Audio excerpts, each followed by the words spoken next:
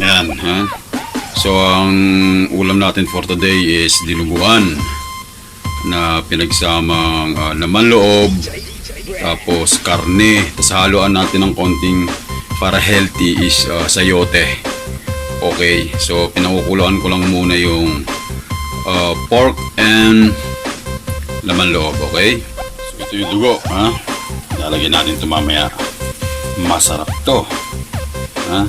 Yan, ito yung sayote para kahit paano pork yung niluluto natin meron pa rin healthy vegetables, kaya nilalagyan ko siya ng sayote.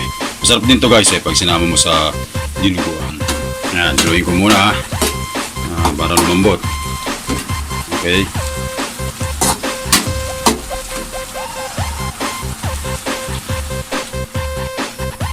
yan, ito yung mga nabuong dugo, ha?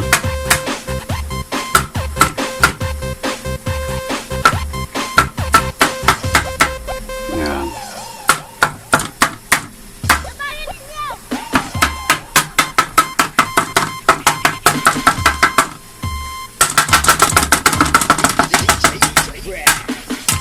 Yan. Okay, so nilitin na siya, ha? Guys, ha? Tingnan nyo. Okay, ito yung mga dugo na dumikit, oh. Okay.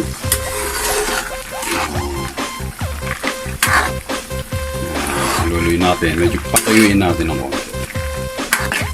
Okay.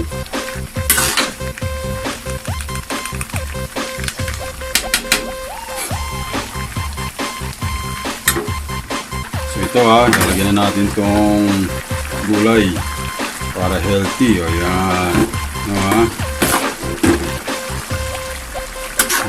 Para healthy, hindi lang puro karne, healthy na merong sayote.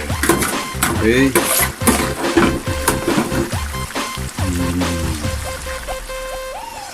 yan, haluin natin ang haluin, ha. Yung malambot na yung karne.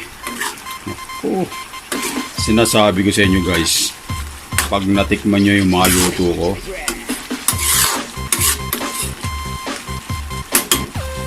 mapapamura ka sa sarap.